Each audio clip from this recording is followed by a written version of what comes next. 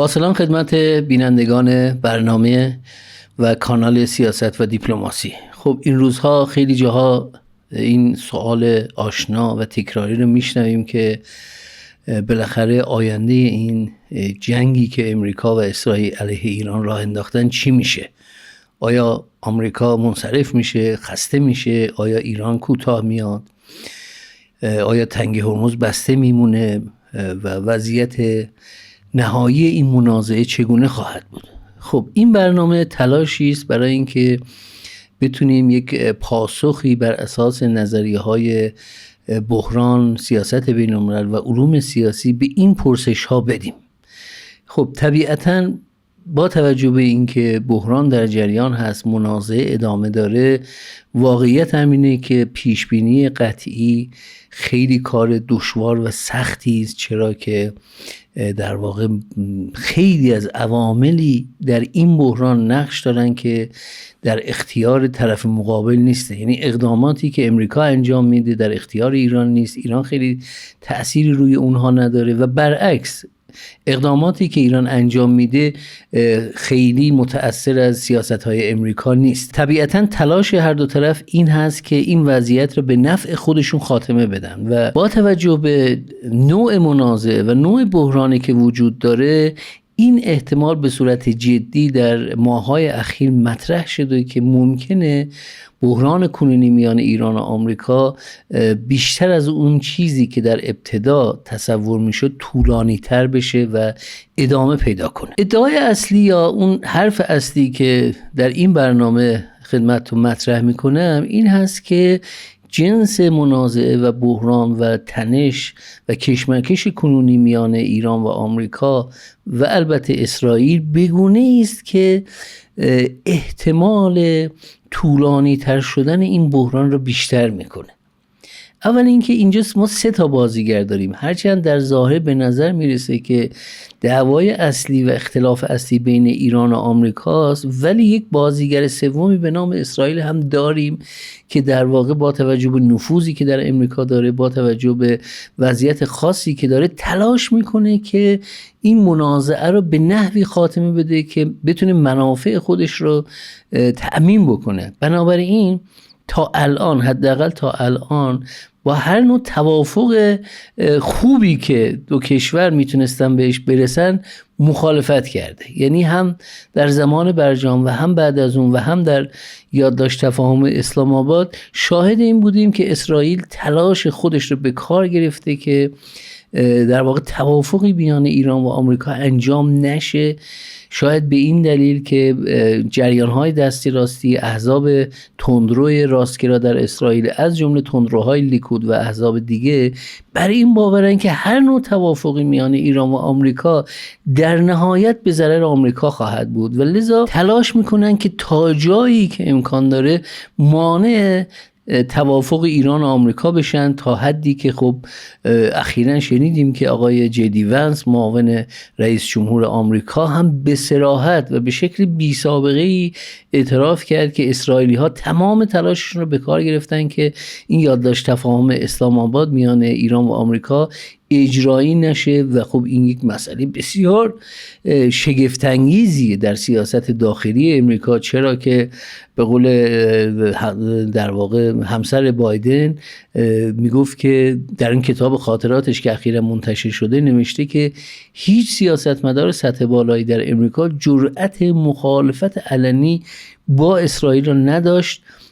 و جو بایدن هم همینطور بود. حالا چرا اینا گفته؟ این خاطرات جیل بایدن هست از دیدار در واقع جو بایدن با نتانیاهو و اونجا میگه که جو بایدن استرس داشت، یعنی نگران بود که آیا این حرف رو به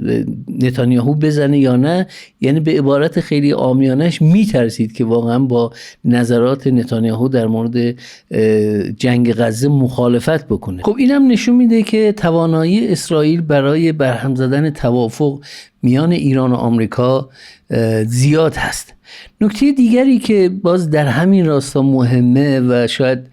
مجبوریم با ادبیات فنی توضیح بدیم اینه که مطابق نظریه بازی ها، چون الان ما 3 بازیگر داریم، یعنی ایران و آمریکا و اسرائیل، لذا پیدا کردن نقطه تعادل یا نقطه بهینه میان این 3 بازیگر بر اساس آن چیزی که نظریه بازی ها اثبات میکنه کار بسیار دشواری هست و حتی در برخی موارد غیر ممکن هست، به خاطر اینکه نظریه بازی ها در واقع نشون میده که پیدا کردن نقطه بهینه یا تعادل میان 2 بازیگر ممکن هست، اما وقتی تعداد بازیگرها بیشتر میشه، از 2 تا بیشتر میشه، ملاحظات، درک های اینها، برداشت اینها از صحنه منافع اینها و میزان قدرتی که دارن باعث میشه که پیدا کردن اون نقطه تعادل بسیار دشوار بشه. به عنوان مثال سرنوشت برجام اگه نگاه بکنیم به وضوح نشون میده که چگونه اسرائیل با دزدیدن اسناد از ایران، با تبلیغاتی که راه انداخت، در واقع زمینه را فراهم کرد برای اینکه ترامپ از این توافق خارج بشه و بعد از اون هم خب توافق بین ایران و امریکا صورت نگرفت. همه اینها رو گفتم که بگم در واقع شواهد متعددی نشون میده که احتمال طولانی تر شدن این منازعه وجود داره و انتظار میره که در واقع در ماه‌های آینده هم این منازعه با شدت و حدت کمتر و بیشتری ادامه پیدا کنه. در مورد اینکه این جنگ آمریکا و اسرائیل علیه ایران رو چجوری میشه تحلیل کرد، دیدگاه‌ها و نظریه‌های مختلفی مورد استفاده قرار گرفته که من اینجا به 4 تا نظریه اصلی اشاره میکنم که ببینیم چرا امریکا دست به این کار زد و دلایل و ریشه های این امر چی بود. خب نظریه اولی که حائز اهمیته میگه که وقتی قدرت‌های جهانی یا ابرقدرت‌ها در حال افول هستند و به این جنبندی رسیدند که قدرت نوظهور دیگری داره جای اونها رو میگیره، معمولاً دست به اقدامات خشن میزنن، یا به عبارت ساده تر تمایل قدرت‌های در حال افول برای از سرگیری جنگ و حل منازعات و حل اختلافات با توسل به زور بیشتر میشه. خب در اینجا ما آمریکا رو به عنوان قدرت در حال افول داریم. امریکا قدرتش در قیاس با 2 دهه گذشته در حال کاهشه و همزمان شاهد این هستیم که قدرت چین در حال افزایشه. نظریه های سیاست بین الملل که بهش میگن نظریه های گذار معتقدند که نظام بین الملل در چنین شرایطی بیشترین استعداد را برای بروز جنگ و درگیری داره که نمونه تاریخیش در واقع وضعیت قدرت‌های اروپایی در جنگ جهانی اول هست که منجر به جنگ جهانی اول شد، به این خاطر که قدرتی مثل انگلیس در واقع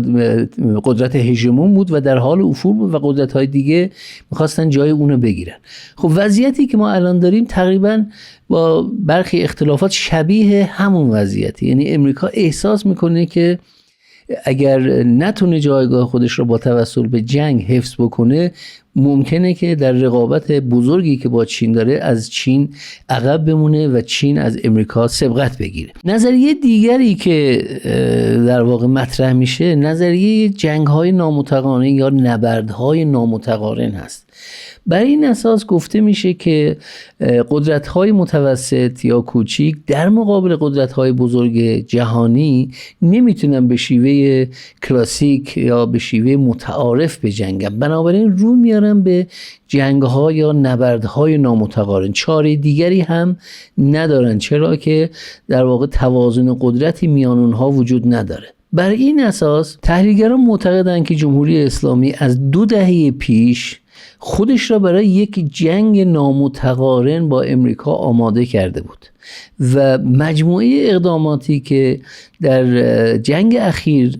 انجام داد به وضوح نشون میده که برای این کار برنامه‌ریزی کرده بود. به عنوان مثال نحوه بستن تنگه هرمز در توسط ایران به خوبی نشون میده که ایران با یک نبرد نامتقارن با استفاده از قایق‌های تندرو و با استفاده از پهپادها در واقع تونست تنگه هرمز رو ببنده، در حالی که نیروی دریایی امریکا به مراتب قوی‌تر از ایران بود. یا همینطور اگر به صحنه نبرد در واقع موشکی نگاه بکنیم، علیرغم موشک‌های بسیار پیشرفته و هوشمندی که امریکا و اسرائیل علیه ایران استفاده کردن در نهایت به خواسته خودشون که تسلیم شدن ایران بود نرسیدن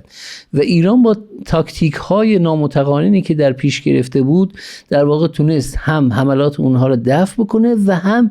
بتونه تا روز آخر جنگ در واقع موشک به سمت اونها شلیک بکنه. بنابراین نظریه جنگ نامتقارن میگه که اساساً چون این جنگ نامتقارن هست لذا نمیتونیم با نظریه های جنگ های متقارن این جنگ را تحلیل بکنیم، یا به عبارت دیگه اینجوری بگیم که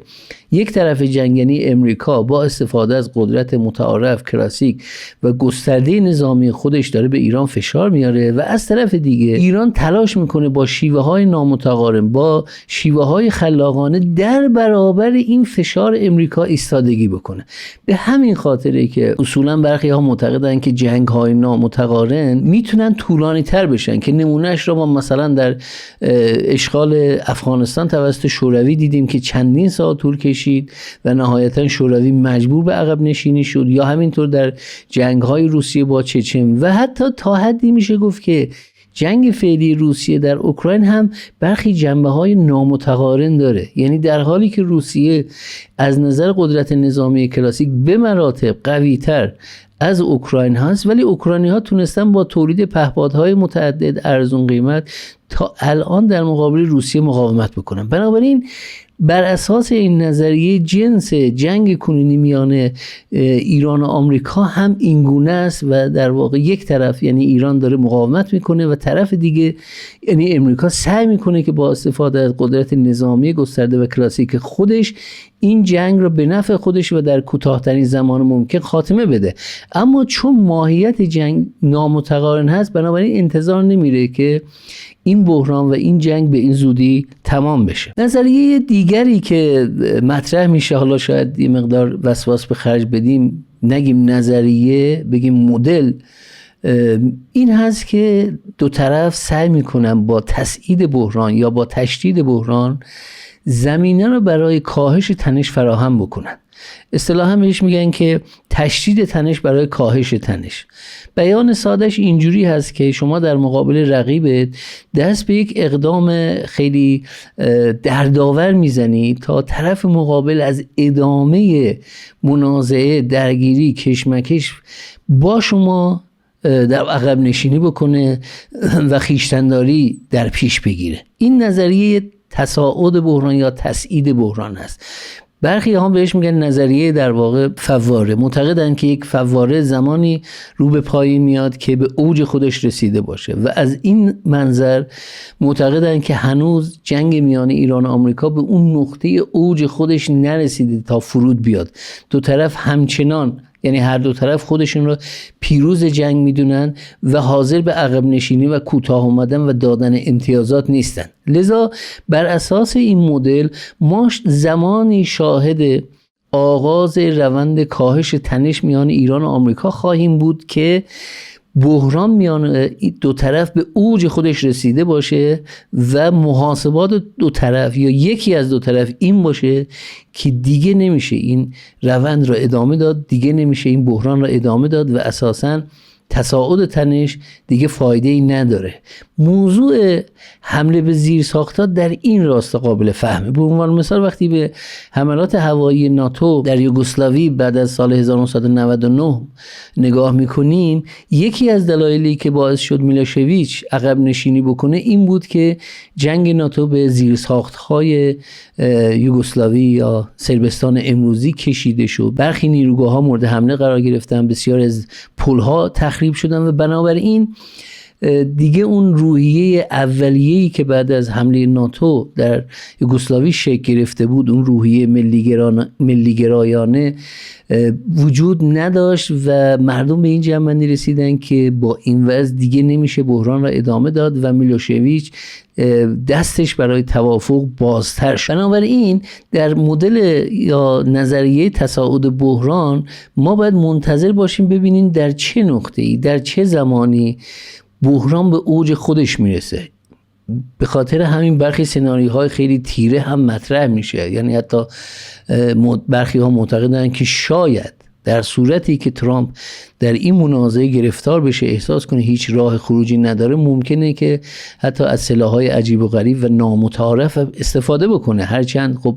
استفاده از سلاح‌های نامتعارف محدودیت‌های ویژه خودش رو داره، کما اینکه روسیه هم در استفاده از این سلاح‌ها در اوکراین با محدودیت‌های جدی تا الان مواجه بوده و از این سلاح‌ها استفاده نکرده. برخی معتقدند که این اون نقطه اوج بحران زمانی است که زیرساخت‌های ایران توسط امریکا مورد حمله قرار بگیره و ایران هم متقابلا زیرساخت‌های کشورهای منطقه رو بزنه تا در واقع این باور در واشنگتن شکل بگیره که ادامه این منازعه به نفع آمریکا نیست و آمریکا در صدد دادن امتیاز به ایران بر بیاد. نظریه چهارمی که مطرح میشه در مورد منازعه و جنگ کنونی میان ایران و امریکا، اصطلاحاً بهش میگن جنگ‌های عصر جدید یا جنگ‌های عصر هوش مصنوعی. خب عمده حملات، یعنی شاید بگیم که 99% حملاتی که امریکا و اسرائیل علیه ایران انجام دادن با توسل و با استفاده از هوش مصنوعی انجام گرفته بود. یعنی شناسایی اهداف، تحلیل و ارزیابی اونها توسط انواع مدل‌های هوش مصنوعی به کار گرفته شد. ما همین مدل در خود مادورو هم دیدیم، یعنی استفاده از مدل‌های هوش مصنوعی برای انجام عملیات هوایی. لذا برخی ها میگن که این جنگ آغازی است بر جنگ‌های عصر جدید، جنگ‌هایی که در اون عاملیت انسان، نقش انسان به مراتب کمتر و کمتر میشه و در مقابل نقش هوش مصنوعی بیشتر میشه و البته این مسئله میتونه فجایعی را هم به بار بیاره، کما اینکه در حمله جنایتکارانه امریکا به مدرسه بچه‌ها در میناب گفته میشه که نقش هوش مصنوعی برجسته بود و اون عامل انسانی که باید در نهایت حمله را به تایید میکرد وجود نداشت، چون به هر حال هوش مصنوعی تشخیص میده حتی تا لحظه آخر، یعنی قبل از انفجار سلاح تشخیص میده که این هدفی که به اون داره اصابت میکنه چه هدفی هست، مدرسه هست، بیمارستان هست یا مقر نظامی هست. بنابراین این عده معتقدن که به کارگیری هوش مصنوعی همونطوری که برخی کارها را تسهیل میکنه در جنگ، اما در مقابل هم میتونه باعث بروز فجایع ناخواسته بشه یا در واقع بگیم اون کشورها به بهانه اینکه هوش مصنوعی این کار کرده دست به یک سری فجایعی بزنن. همینطور سرعت انجام عملیات و استفاده از فناوری‌های جدید همگرا در این جنگ به وضوح خودش را نشون داد. اما نکته مهمتر شاید این باشه که با وجود استفاده تمام عیار از فناوری‌های پیشرفته و مشخصاً هوش مصنوعی، همچنان حملات هوایی نتونست ایران رو وادار به تسلیم بکنه. یک نظریه رایج در سیاست بین‌الملل معتقده که صرف انجام عملیات هوایی نمیتونه باعث تغییر یک نظام سیاسی بشه، کما اینکه ما در سالهای گذشته هم دیدیم که یا دهه‌های گذشته دیدیم که صرف تکیه بر عملیات هوایی باعث تغییر نظام سیاسی در کشورها نشده. نمونه مشخصش عراق 2003 هست. امریکا از 1991 و از زمان جورج بوش پدر تلاش میکرد که با تکیه بر عملیات هوایی بتونه رژیم صدام رو ساقط بکنه، اما تا 2003 موفق به این کار نشد و در نهایت مجبور شد که نیروی زمینی در عراق پیاده کنه که البته پیامدهای منفی خاص خودش رو هم داشت. آمریکا رو گرفتار کرد، هزینه‌های زیادی بر امریکا تحمیل کرد و باعث بروز و ظهور اون جریان و نیروی سیاسی شد که الان در امریکا قدرت را در دست گرفته. یعنی طرفداران ترامپ یا جنبش ماگا یا جنبش اول امریکا معتقدند که امریکا در ورود به عراق اشتباه کرد و هزینه‌های بیخودی را بر مالیات دهندگان امریکایی تحمیل کرد و دیگه نباید این کارو بکنه. لذا این نظریه هم حائز اهمیت و همچنان البته در حال تکامله، چون میدونیم که ابعاد جدیدی از هوش مصنوعی هر روز بیشتر از قبل خودش رو نشون میده. به کارگیری هوش مصنوعی، به کارگیری ربات‌ها، به کارگیری محاسبات کوانتومی، همه اینها صحنه جنگ را تغییر داده. همینطور نوع سلاحایی که به کار گرفته میشه سلاح‌های هوشمندی هستند و بعضی از اینها اصطلاحاً گفته میشه که سلاح‌های استراتژیک غیر هسته‌ای هستند. به چه معنا؟ به این معنا که قدرت تخریبشون به شدت بالاست اما سلاح متعارف هستند. خب ما میدونیم که قدرت تخریب سلاح‌های هسته‌ای فوق‌العاده زیاده، بنابراین به همین خاطر به اینا میگن سلاح‌های نامتعارف. اما الان اسرائیل، روسیه و حتی امریکا سلاح‌هایی ساختن که در مرز میان سلاح‌های متعارف و نامتعارف قرار داره که البته برخی ها معتقدند که امریکا در 2003 هم در عراق از این نوع سلاح‌ها استفاده کرده بود اما اعلام نکرده بود، یا همینطور در مورد برخی از حملاتی که به شهرهای ایران شده گفته میشه که از این نوع سلاح‌ها استفاده شده. علی ای حال نظریه چهارم میگه که ما شاهد بروز و ظهور شکل جدیدی از جنگ در عرصه جهانی هستیم که عمدتاً با تکیه بر هوش مصنوعی داره انجام میشه و میگن که خب چین داره با دقت اوضاع رصد میکنه تا ببینه که امریکا در این جنگ‌های جدید چجوری ظاهر میشه، از چه سلاح‌های استفاده میکنه، نحوه به کارگیری هوش مصنوعی چطوره، که در بحران تایوان بتونه از این درس‌هایی که یاد میگیره استفاده بکنه. خب با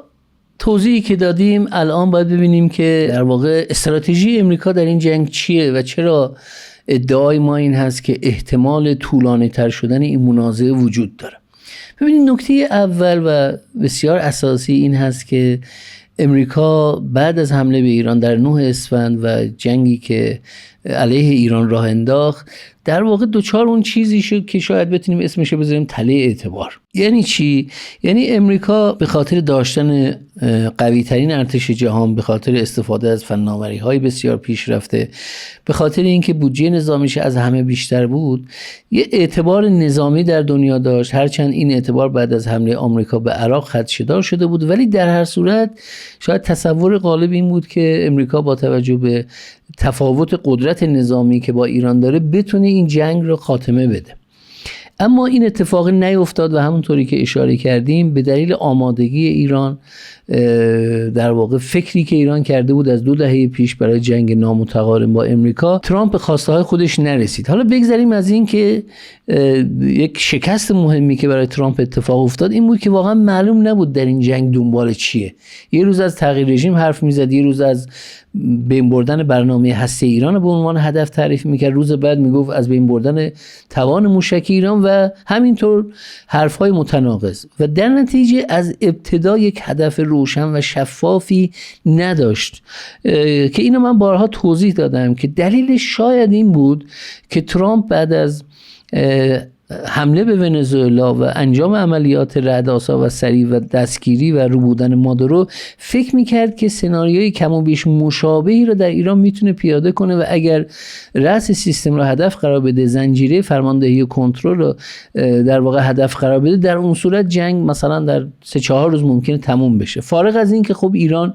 برای این کار برنامه‌ریزی کرده بود و قصد نداشت که تسلیم بشه. لذا این هدف‌های متناقضی که ترامپ تعیین کرده بود باعث شد که در ادامه این تلقی به وجود بیاد و چنین هم شد که در واقع ترامپ به خواسته خودش نرسید. خب پس آمریکا در یک تله اعتبار گرفتار شده الان. یعنی تنگه هرمزی که پیش از حمله باز بود الان بسته شده، تجارت جهانی آسیب دیده، قیمت نفت بالا پایین میشه، ارتش قدرتمند امریکا در واقع نتونسته خواسته خودش رو به ایران تحمیل بکنه، ارتش قدرتمند امریکا و سیستم‌های دفاعی اون نتونسته مانع حملات ایران به کشورهایی بشه که امریکا در اونها پایگاه داره. بنابراین امریکا همچنان در تله اعتبار گرفتاره. حالا چرا این مسئله مهمه؟ خب در رده یا سطح قدرت‌های بزرگ مسئله اعتبار مهمه. اگر قراری که امریکا با چین رقابت بکنه، در اون صورت خیلی مهمه که برخی کشورهایی که میخوان برن سمت امریکا مطمئن باشن که امریکا میتونه امنیت اونها رو تأمین بکنه و از اونها محافظت بکنه. در حالی که الان میبینیم کشورهای مثل قطر، امارات، کویت، بحرین، اردن که امریکا در خاک اونها پایگاه نظامی داره و با اونها پیمان امنیتی داره، نمیتونه از اونها در مقابل حملات موشکی و پهپاد ایران دفاع بکنه. پس این مسئله برای اعتبار آمریکا در سطح جهانی بسیار مهمه. اگر به هر دلیلی این اعتبار از بین بره و این مسئله در افکار عمومی جهانی در بین رهبران جهان جا بیفته که دیگه امریکا نمیتونه از نظر نظامی از متحدان خودش حمایت بکنه، طبیعتا میل به همکاری نظامی با چین یا روسیه بیشتر میشه. لذا در یک سطح جهانی و در رقابت میان آمریکا و چین، موضوع اعتبار جهانی امریکا، اعتبار نظامی اون، اعتبار سلاح‌های پیشرفته برای امریکا بسیار مهمه. همینطور امریکا تا الان قوی ترین نیروی دریایی جهان را داشت با 11 ناو هواپیمابر که معمولا 1/3 اینها همیشه عملیاتی هستن، 1/3 در حال تعمیر هستن. خب این ناو هواپیمابر و این قوی ترین نیروی دریایی جهان هم نتونست در واقع اراده و خواست خودش را بر ایران تحمیل بکنه. خب این قوی ترین نیروی دریایی بخشیش کمک میکرد به ادامه تجارت آزاد دریایی، تأمین امنیت آبراه‌ها، مقابله با دزدی دریایی و مقابله با عوامل و بحران‌های دیگه. خب از این نظر هم اعتبار نیروی دریایی امریکا زیر سوال رفته. پس اگر بخوایم بگیم که آمریکا در این منازعه دنبال چی هست، در این بحران دنبال چیه و چه زمانی از اون خارج خواهد شد، میتونیم بگیم که مسئله امریکا، معضل آمریکا معضل اعتبار هست. اعتبار هم بیشتر یک امر ذهنی تا عینی. درسته که امریکا 13,000 هدف را در ایران مورد اصابت قرار داده و همچنان صاحب قوی ترین نیروی دریایی و پیشرفت‌ترین سلاح‌ها و هواپیما هست، اما در رسیدن به خواسته خودش، یعنی وادار کردن ایران به تسلیم، موفق نبوده. به یک بیان دیگه، برخی ها معتقدند که امریکا در جنگ با ایران به پیروزی‌های تاکتیکی زیادی رسیده، اما به پیروزی استراتژیک نرسیده. پیروزی استراتژیک یعنی چی؟ یعنی اینکه شما هدفت از این جنگ یا هر جنگ دیگری این باشه که رقیبت را وادار کنی به خواسته شما تن بده. یعنی در اینجا مثلا جمهوری اسلامی بیاد خواسته های امریکا رو بپذیره و تسلیم میشه. تا حالا چه این اتفاقی نیفتاده. پس این که میگیم اعتبار آمریکا خدشه‌دار شده بیشتر یک امر ذهنی است که البته ریشه در عینیت و واقعیت هم داره. خب ترامپ برای خروج از این تله اعتبار چیکار کرده؟ همچنان و الان هم داره از دیپلماسی زور یا اجبار استفاده میکنه. یعنی دیپلماسی رو با زور نظامی با هم ترکیب کرده، هم توافق میکنه و هم از اون طرف متوسل به زور میشه، متوسل به حمله به ایران میشه، پایگاه‌های نظامی ایران و بنادر ایران رو مورد حمله قرار میده. پس الگوی رفتاری ترامپ همچنان در این بحران برای خروج از این تله اعتبار این هست که دیپلماسی اجبار یا دیپلماسی زور رو ادامه بده. به ایران حمله کرد، بعد به یک آتش‌بس 12 روزه با ایران تن داد، بعدش یادداشت تفاهم اسلام آباد پیش اومد، از اون به بعد دوباره این یادداشت تفاهم زیر سوال رفت و الان امروز که اینجا با شما داریم صحبت میکنیم 6 مرداد هست، بحث از اینه که در واقع مذاکرات ایران آمریکا ادامه داره و میانجی‌ها تلاش میکنن که دوباره دو طرف برگردن به توافق یا یادداشت تفاهم اسلام آباد، که این احتمال هم وجود داره چون الگوی رفتاری ترامپ در واقع دیپلماسی زور یا اجبار است، یعنی تلفیق دیپلماسی با زور. خب پس ترامپ میخواد از این طریق، یعنی به کارگیری این فرمول، ایران رو وادار به پذیرش خواسته های خودش بکنه. باز در همین راستا ما میبینیم که ترامپ در ماه‌های گذشته در واقع 3 اقدام رو در چارچوب دیپلماسی اجبار با هم تلفیق کرده. یک، اعمال محاصره دریایی علیه بنادر ایران و فروش نفت ایران که مسئله بسیار مهمی است. مسئله دوم، تلاش برای ایجاد یک کریدور جنوبی از طریق عمان برای عبور کشتی هایی که در واقع نمیخوان اطلاعاتشون رو به ایران بدن، یا اون چیزی که امریکا اسمش رو گذاشته عملیات آزادی، که البته یکی از دلایل اصلی برهم خوردن یادداشت تفاهم اسلام آباد بود.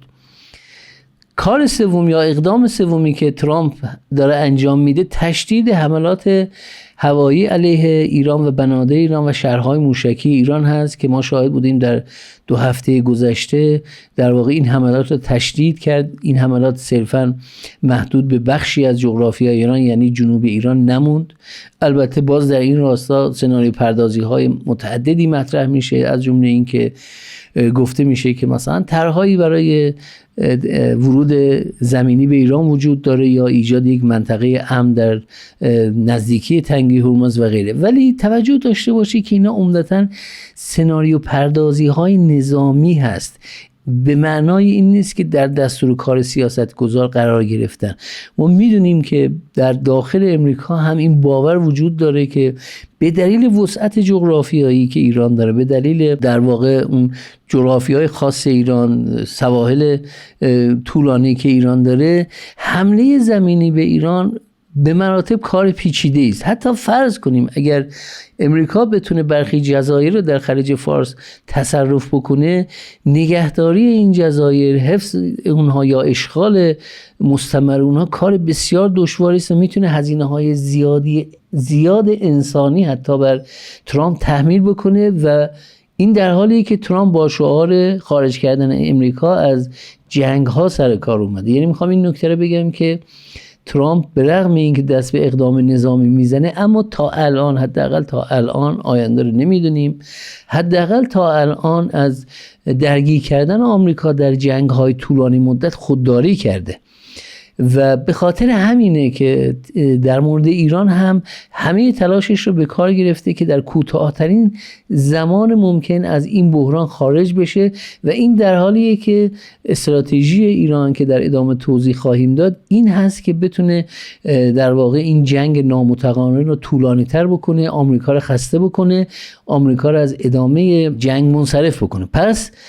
استراتژی امریکا در مقابل ایران در شرایط فعلی در چارچوب دیپلماسی اجبار هست،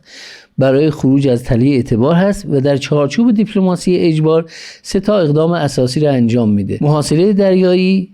ایجاد یک کریدور جنوبی برای عبور و مرور کشتی‌ها از تنگه هرمز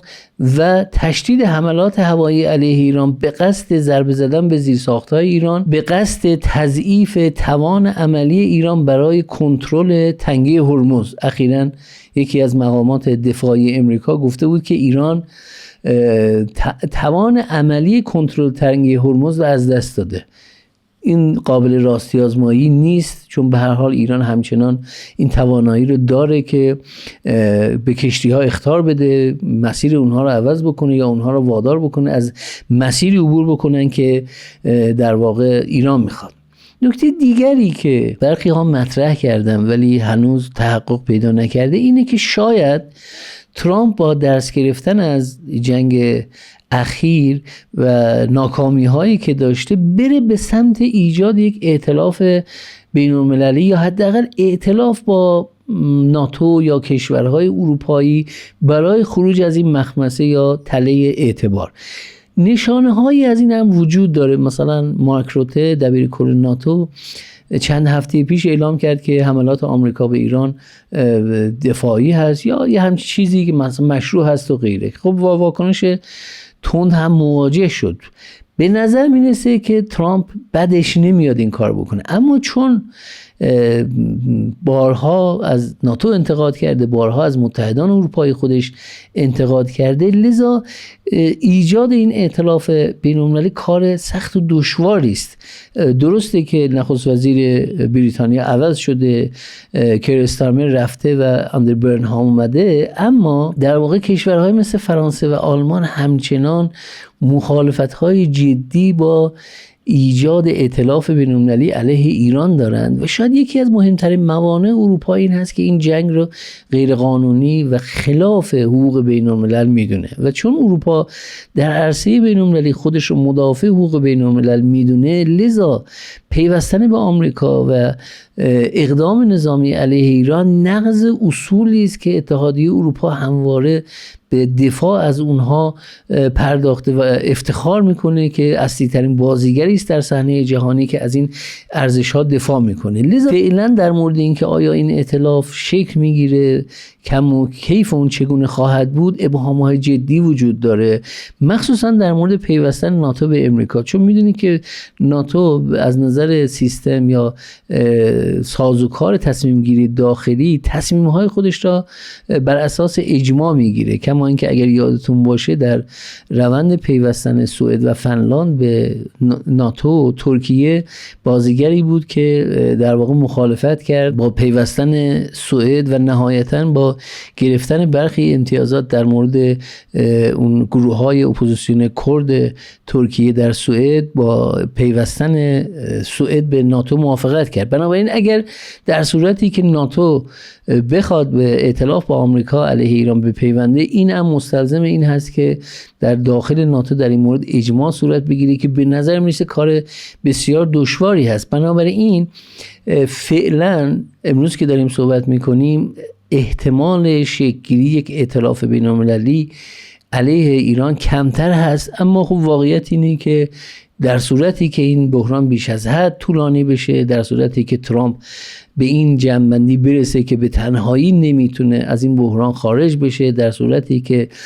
تنگه هرمز به مدت طولانی بسته بمونه، بحران اقتصاد جهانی تشدید بشه، در اون صورت ممکنه که اروپا مواضع خودش را در واقع مورد بازنگری قرار بده و به نوعی به همراهی با آمریکا علیه ایران رو بیاره. اما بپردازیم به این که استراتژی جمهوری اسلامی ایران در این جنگ چیه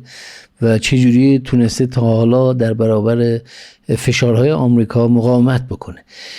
خب همونطوری که اشاره کردیم، جمهوری اسلامی از مدت‌ها پیش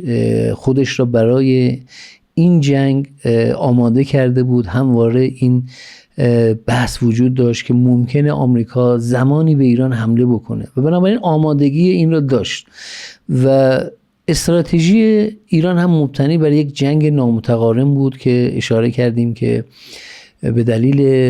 عدم توازن قدرت میان ایران و آمریکا اساساً ایران چاره‌ای جز استراتژی نبرد نامتقارن نداشت. خب این شیوه، این عملکرد، این استراتژی رو ایران در پیش گرفته و به نظر میرسه که همچنان در دستور کار داره. در مقابل امریکا که گفتیم در تله اعتبار گرفتار شده، به نظر میرسه که جمهوری اسلامی ایران هم خودش رو در تله بقا یا موجودیت میبینه. به این معنا که باور تصمیم گیران در ایران این هست که آمریکا به دنبال تغییر رژیم در ایران هست. خب اظهارات متناقضی که ترامپ در این مورد داشته، اظهاراتی که نخست وزیر اسرائیل نتانیاهو داشته، این باور را در ایران تقویت کرده که امریکا همچنان دنبال تغییر رژیم هست، فقط توانایی اون رو نداره و به محض اینکه فرصت فراهم بشه دست به این کار خواهد زد. خب واقعیت هم اینه که رد این ادعا هم کار آسانی نیست، چرا که ترامپ به عنوان بالاترین مقام امریکایی و نتانیاهو به عنوان بالاترین مقام اجرایی اسرائیل بارها این ادعا رو مطرح کردن که جمهوری اسلامی باید بره. بنابراین جمهوری اسلامی تلاشش این هست که با اتخاذ یک استراتژی نامتقارن، جنگ نامتقارن، بتونه تاب‌آوری خودش رو افزایش بده و در برابر فشارهای امریکا مقاومت بکنه. خب اولین اقدامی که ایران انجام داده در واقع گسترش جغرافیایی جنگ هست. از زمان حمله امریکا به ایران در 9 اسفند، ایران تلاش کرده که جغرافیای جنگ را محدود به مرزهای ایران نکنه. برخلاف جنگ 12 روزه در خرداد 1404 که ایران کشورهای همسایه را مورد حمله قرار نداد و به پایگاه‌های امریکایی در این کشورها حمله نکرد، قبل از جنگ 40 روزه صراحتاً اعلام کرد که در صورت حمله امریکا به پایگاه‌های امریکایی در منطقه حمله خواهد کرد و این کار را انجام داد. خب گسترش جغرافیایی میدان نبرد یا جنگ فشار بر امریکا را افزایش داده و حتی مقامات ایرانی گفتن که در صورت تداوم جنگ ممکنه که عبور و مرور از تنگه باب المندب هم دچار اختلال بشه. خب این به این معناست که علاوه بر تنگه هرمز یک تنگه استراتژیک دیگه یعنی تنگه باب المندب هم میتونه بسته بشه و فشارها بر اقتصاد جهانی را افزایش بده. کما اینکه در هفته گذشته حوثی‌ها به در واقع خطوط انتقال انرژی در عربستان از طریق دریای سرخ هم حمله کردند. لذا گسترش جغرافیایی جنگ یکی از اقداماتی است که ایران در دستور کار داره. کار دیگری که ایران انجام داده و انجام میده در واقع کنترل و محدود کردن عبور و مرور از تنگه هرمز با هدف ایجاد فشار بر اقتصاد و تجارت جهانی است. خب میدونیم که حدود 20% نفت دنیا از تنگه هرمز عبور میکنه و علاوه بر اون برخی از کالاهایی که از این منطقه عبور میکنه به واسطه بسته شدن تنگه هرمز دچار اخلال شده و لذا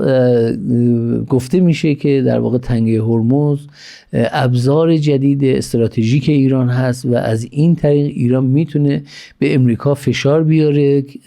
و زمانی که امریکایی ها تلاش کردن که کریدور جنوبی از طریق مسیر آبهای سرزمینی عمان را بندازن، ایران واکنش جدی نشون داد و این نشون میده که در محاسبات ایران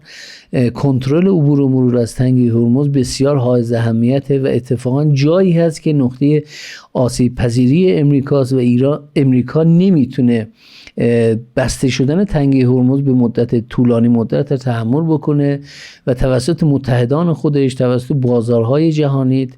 تحت فشار قرار میگیره و از اونجایی که آقای ترامپ در ملاحظات خودش خیلی به معادلات اقتصادی اهمیت میده، لذا تداوم انتظارات تورمی در امریکا، افزایش در واقع قیمت نفت و به تبع اون بنزین، افزایش هزینه‌های خانوار در امریکا میتونه امریکا رو وادار بکنه که امتیازات بیشتری را به ایران بده. باز اقدام دیگری که ایران انجام میده با توجه به سابقه‌ای که در گذشته داشته تلاش برای دور زدن تحریم هاست. به رغم اینکه امریکا در واقع تحریم ها رو لغو کرده بود در یادداشت تفاهم اسلام آباد، دوباره اون تحریم ها رو برقرار کرده و لذا ایران با توجه به اتکا به تجاربی که در گذشته داشته تلاش میکنه که در واقع این تحریم ها رو دور بزنه و فشارهای اقتصادی امریکا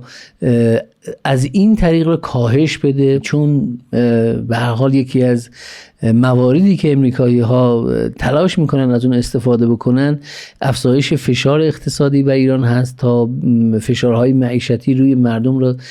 زیاد بکنه و برخی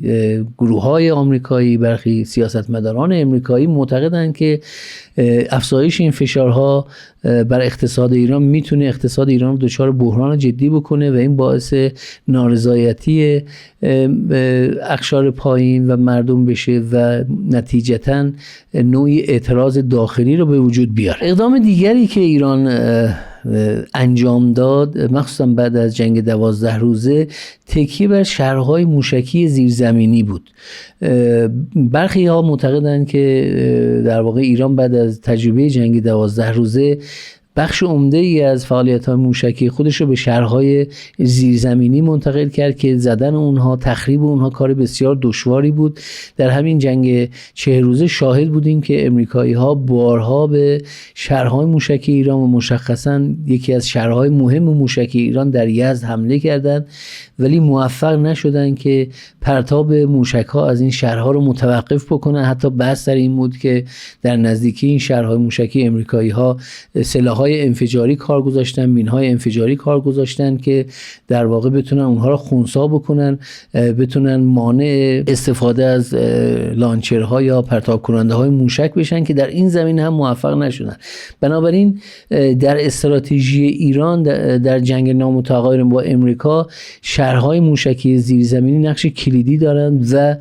تا الان امریکایی ها راه حل مشخصی برای خنثی کردن این شهرهای موشکی و پرتاب موشک از اونها نداشتن. عامل دیگری که در این جنگ بسیار مهم بود و در بخش اون جنگ های عصر جدید بهش اشاره کردیم، استفاده ایران از پهپادهای یک طرفه یا انتحاری یا پهپادهای شاهد بود. هرچند در ابتدا تصور میشد که این پهپادها نمیتونن خیلی نقش مؤثری در جنگ داشته باشن، ولی وقتی که جنگ آغاز شد ما دیدیم که پرتاب انبوهی از این پهپادها یا اصطلاحاً پرتاب اشباعی باعث شد که این پهپادها بتونن از سپرهای دفاعی رد بشن. هزینه‌های اقتصادی بسیار زیادی را بر طرفهای امریکایی و کشورهای عربی تحمیل کردن، چون میدونید که هزینه ساخت این پهپادها گفته میشه که کم هست و حدود $20,000 هست در مقایسه با مثلا سلاح‌های پیشرفته‌ای که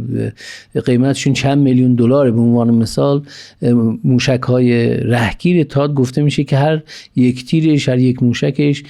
بالای 13 میلیون دلار هزینه داره. حالا تصور کنید که ایران 10 تا مثلا پهپاد فرستاده، 5 تا پهپاد فرستاده، کل هزینهش میشه $100,000. امریکا برای منهدم کردن اینها یا برای رهگیری اینها یک موشک رهگیر تاد میفرسته که قیمتش 13 میلیون دلار هست. خب این عدم توازن در هزینه‌های اقتصادی یکی از عوامل موفقیت ایران در تاب‌آوری در این جنگ بود و همچنان پهپادها نقش مهمی در استراتژی جنگ نامتقارن ایران ایفا میکنن. هرچند گفته میشه که امریکایی ها با کمک اوکراین و برخی شرکت های اروپایی تلاش میکنن که شیوه های ارزونتری برای مقابله با این پهپادها پیدا کنن، ولی همچنان این پهپادها نقش مؤثری در استراتژی جنگ نامتقارن ایران دارند و تاب‌آوری ایران را افزایش دادن. و نکته آخر این که ایران در این جنگ به دنبال این هست که در واقع با طولانی تر کردن جنگ، با گسترش جغرافیایی جنگ، با استفاده از برگ برنده تنگه هرمز، با اتکا به حملات اشباعی با پهپادها و با اتکا به دوام آوردن شهرهای موشکی، آمریکا را وادار بکنه که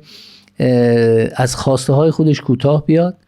از ادامه جنگ با ایران منصرف بشه و به تعبیر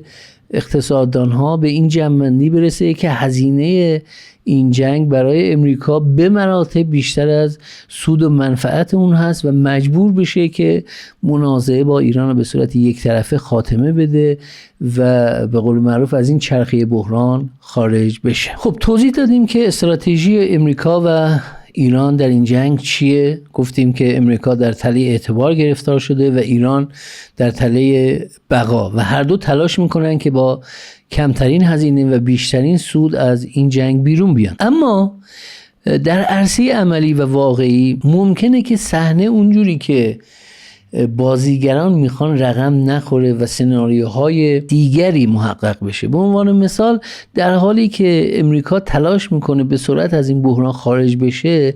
اما توجه به استراتژی ایران و مشکلاتی که امریکا باش دست و پنجه نرم میکنه نشون میده که به احتمال متوسط به بالا امریکا نخواهد تونست در کوتاه مدت از این بحران خارج بشه. لذا یک سناریویی که در کوتاه مدت میشه تصور کرد، یعنی منظورم 2-3 ماه آینده و حتی برخی ها تا 4 ماه آینده را لحاظ میکنه، اینه که این دیپلماسی اجبار و این زد و خورد و دیپلماسی بین ایران و آمریکا ادامه پیدا کنه. از یک زاویه دیگه اگه نگاه بکنیم به نظر میرسه که در کوتاه مدت اون نقطه اوج بحران به وجود نخواهد اومد و ممکنه که ما چند ماه بعد شاهد این باشیم که این نقطه اوج بحران شکل بگیره و ایران و امریکا به این جمع‌بندی برسن که دیگه باید بحران رو به قول معروف کاهش بدن و برن به سمت کاهش بحران. خب این پس سناریو کوتاه مدته که نه امریکا به اون صورت به خواسته خودش میرسه و نه ممکنه که ایران به خواسته خودش برسه. لذا جنگ و دیپلماسی به موازات هم ادامه پیدا میکنن، دیپلماسی اجبار ادامه پیدا میکنه. دوباره ممکنه که یادداشت تفاهم اسلام آباد به شکل دیگری احیا بشه، ولی همچنان احتمال وجود داره که دوباره مثل دفعه قبل این یادداشت تفاهم با خطر مواجه بشه به خاطر تنگی هرمز، به خاطر اختلافات دیگه و دور دیگری از زد و خورد بین ایران و آمریکا شکل بگیره. اما ببینیم در میان مدت، یعنی در 2 سال آینده چه سناریویی محتمل هست. به نظر میرسه که در 2 سال آینده ما اون نقطه فرود بحران را خواهیم داشت که اشاره کردم. زمانی که به این جنبندی برسن دو طرف که دیگه ادامه منازعه، ادامه بحران به شکل گذشته جواب نمیده، ما به نقطه‌ای خواهیم رسید که اصطلاحاً میگیم فرود اومدن فواره بحران یا نقطه فرود بحران و دو طرف به سمت یک نوع در واقع یا توافق خواهند رفت، توافق مکتوب، یا یک نوع آتشبس مبتنی بر توازن قدرت. حالت اول چیه؟ حالت اول اینه که دو طرف به یک توافق رسمی مکتوب دست پیدا میکنن مبنی بر کاهش تنش‌ها، چیزی مثل برجام، و بر اون اساس در واقع تنش و بحران میان ایران و امریکا رو به کاهش میره. حالت دوم این هست که توافق مکتوبی وجود نداشته باشه، اما ایران و امریکا به این جنبندی برسن که در واقع ادامه منازعه هم فایده‌ای نداره، لذا یک نوع توافق نانوشته‌ای شکل میگیره مبنی بر این که دو طرف رو به منازعه مسلحانه نیارن، اما در این حال توافق مکتوب هم نداشته باشن. این احتمال هم وجود داره، هرچند خب شکنندگی این وضعیت معلوم هست. یعنی طبیعتا ایران به خاطر اینکه اعلام کرده میخواد سایه جنگ از کشور دور بکنه، شاید با این سناریو موافقت نکنه و تلاش بکنه که در واقع امریکا رو وادار بکنه تعهد مکتوبی به ایران بده، چیزی مثل یادداشت تفاهم اسلام آباد، امتیازات مشخص مکتوبی به ایران بده که در واقع ایران مطمئن بشه که آمریکا دیگه نمیخواد وارد جنگ بشه و میخواد منازعه رو خاتمه بده. خب یه حالت دیگری که برخی تحلیلگران بدبین اینجا بهش اشاره میکنن، یعنی در سناریوی میان مدت، اینه که ترامپ به هر دلیلی به این جنبندی برسه که امکان توافق با جمهوری اسلامی وجود نداره و باید به سراغ مسیر دیگری بره که هزینهش بسیار زیاده، خطرناک است، اما چاره دیگری نداره. یعنی مسیر مثلا ایجاد یک دولت ورشکسته به قصد ایجاد تغییر رژیم. برخی تحلیلگران در هفته‌ها و ماه‌های گذشته از این بحث کردند که وضعیت کنونی میان امریکا و ایران شباهت‌های قابل توجهی با وضعیت آمریکا و عراق بعد از 1991 داره. یعنی زمانی که جورج بوش پدر نتونست در واقع صدام رو برکنار بکنه و رو آورد به تضعیف کردن عراق، ایجاد دولت ورشکسته در عراق، ایجاد منطقه پرواز ممنوعه، حمایت از اپوزیسیون شیعه و کرد در عراق، و نهایتا مسیر ختم شد به جایی که در 2003 امریکا به بهانه وجود سلاح‌های هسته‌ای به عراق حمله کرد و جورج بوش پسر در واقع کار ناتمام جورج بوش پدر رو تمام کرد. و هرچند این جنگ همونطوری که اشاره کردیم یکی از دلایل اصلی افول قدرت امریکا بود، ولی در هر صورت امریکا این کار انجام داد. امریکا هم به خودش ضربه زد و جایگاه خودش رو در دنیا تضعیف کرد و هم باعث شد که عراق برای سالهای طولانی دچار آشوب و بی‌نظمی و بی‌ثباتی بشه و 10,000 نفر در عراق کشته شدند. یک گروه افراطی تروریستی یعنی داعش در عراق سر برآورد و در واقع اتفاقات تلخی افتاد که در سالهای اخیر در عراق شاهد این بودیم و هنوز که هنوزه میبینیم که در عراق در واقع دولت حتی در تأمین برق مشکل داره. بنابراین متاسفانه در منازعاتی که طولانی میشن در واقع همون قدرت بزرگ به خودش ضربه میزنه، جایگاه خودش رو در دنیا تضعیف میکنه، اما چون در تله اعتبار گرفتار شده دست و پا میزنه، در واقع همزمان اون کشور هدف رو هم تضعیف میکنه، زیر ساختای اون کشور رو تضعیف میکنه، جاده ها و نمیدونم پل ها رو مورد حمله قرار میده و این سناریوی تلخی است که فعلا به نظر میرسه که امریکایی‌ها تمایلی ندارن، اما در میان مدت و در صورت طولانی تر شدن منازعه ممکن هست که ترامپ به تشویق دیگران با فشارهای لابی یهود بره به این سمت و لذا سناریوی خطرناکی است. خب بپردازیم به این که در بلند مدت چی میشه. خب در بلند مدت اگر فرض کنیم که بلند مدت 4 سال یا 5 سال در نظر بگیریم،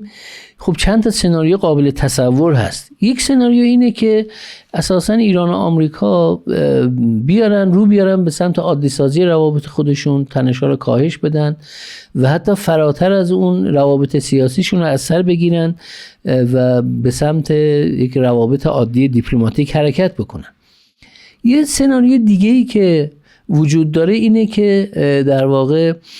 سناریو ایجاد دولت ورشکسته در ایران هست توسط امریکا که اشاره کردم. یعنی امریکا زمانی که نتونه به سرعت از این چرخه بحران خارج بشه و در شرایطی که اعتبارش در دنیا خدشه‌دار شده،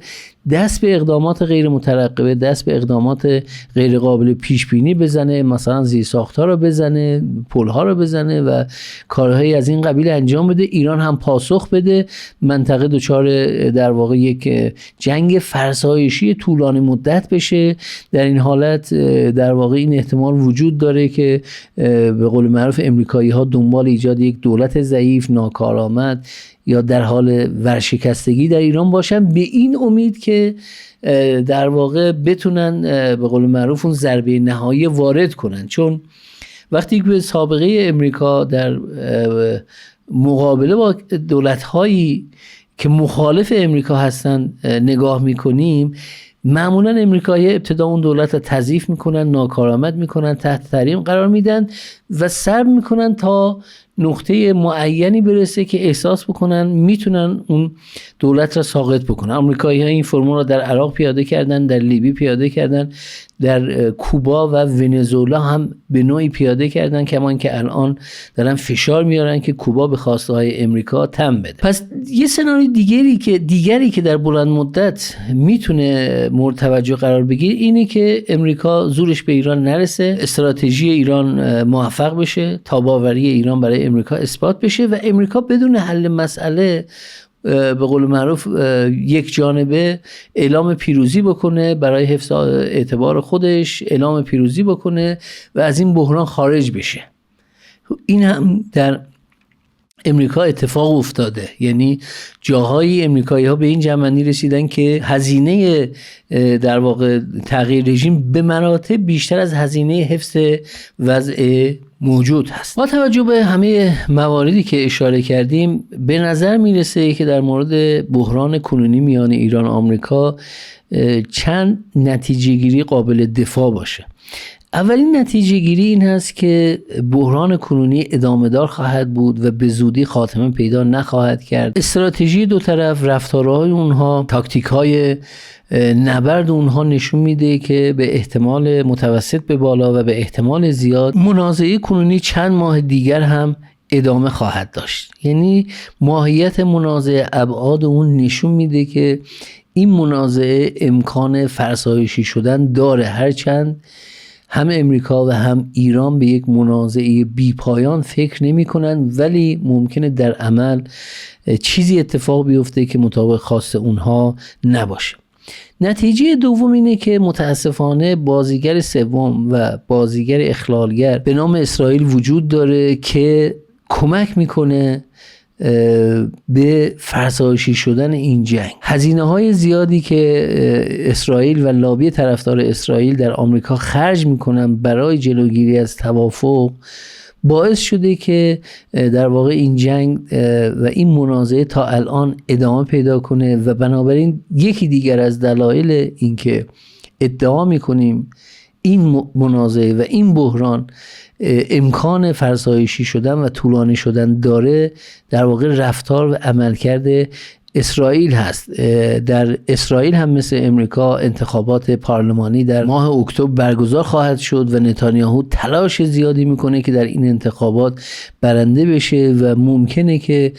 دوباره بخواد مسئله ایران رو به عنوان یکی از موضوعات رقابت‌های انتخاباتی خودش قرار بده، چون در این زمینه فکر میکنه که مزیت بیشتری داره و لذا به بحران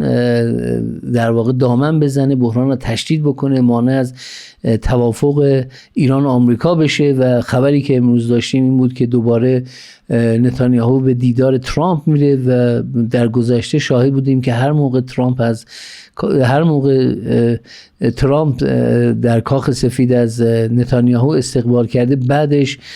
شدت منازعه میان ایران و امریکا افزایش پیدا کرد. نتیجه گیری سوم این هست که به بیان ساده تر اینجوری بگیم که امریکا در این جنگ نمیتونه پیروز بشه و تمایلی هم به شکست خوردن نداره. یعنی این همون تله اعتبار هست. یعنی آمریکا در حدی قدرتمند نیست که سریع پیروز بشه و ایران هم در اون حد ضعیف نیست که سریع شکست بخوره. بنابراین یک مسابقه تاباوری به شکل نبرد نامتقارن میان دو کشور آغاز شده.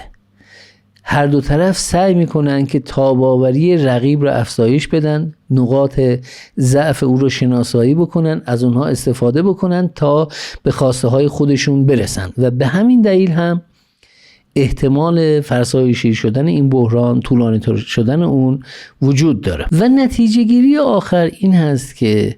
متاسفانه در وضعیتی که نظام بین‌الملل در حال گذار هست، امکان بروز جنگ ها و منازعات بیشتر میشه و در شرایطی که قدرت های بزرگ در یک منازعه منافع جدی دارن، منافع مهمی دارن، ممکنه که این منازعه ادامه پیدا کنه. چیزی که در این بخش ما کمتر بهش پرداختیم، امیدواریم که در ویدیوهای بعدی بهش بپردازیم، ابعاد بین‌المللی بحران میان ایران و آمریکا و تأثیرات بین‌المللی جنگ آمریکا علیه ایران هست که چون برای اینکه بحث خیلی مفصل و پیچیده نشه، من این بخش رو در واقع بهش نپرداختم، در نتیجه گیری اشاره میکنم و امیدوارم که در ویدیوهای بعدی فرصت داشته باشین که به این موضوع بپردازیم، یعنی تأثیر حملات آمریکا و اسرائیل به ایران بر رقابت آمریکا با چین و همینطور رقابت آمریکا با روسیه در عرصه بین‌المللی. به عبارت دیگه اینجوری بگم که وقتی یک منازعه منطقه‌ای، وقتی یک بحران منطقه‌ای مثل بحران میان ایران و اسرائیل تبدیل به موضوع رقابت قدرت‌های بزرگ بشه، احتمال و امکان طولانی تر شدن اون منازعه هم وجود داره. لذا ما از زوایای مختلف تلاش کردیم که استدلال بکنیم چرا این بحران امکان این رو داره که طولانی تر بشه و در واقع مشخصه های قابل توجهی نشون میده که امکان طولانی تر شدن این بحران وجود داره، ولو این که عرض کردم دو طرف تمایلی ندارن که این بحران یا این جنگ به یک جنگ فرسایشی تبدیل بشه. ولی در هر صورت واقعیت‌های عملی سیاست جهانی ممکنه در واقع مطابق خواست و اراده بازیگران نباشه. در نهایت اگر این ویدیوی ما را پسندیدید، اگر به این مباحث علاقمند بودید، کانال سیاست و دیپلماسی را به دوستان خودتون معرفی بکنید، عضو این کانال بشید. ما هم تلاش میکنیم که همراه با دوستان دیگرمون در این کانال محتواهای خوب و ارزشمند و علمی برای شما تهیه بکنیم که به اطلاعات شما اضافه بکنه و بتونید در واقع با استفاده از این اطلاعات شرایط رو بهتر تحلیل بکنید. ممنونم و تشکر میکنم از اینکه به این برنامه ما هم توجه کردید.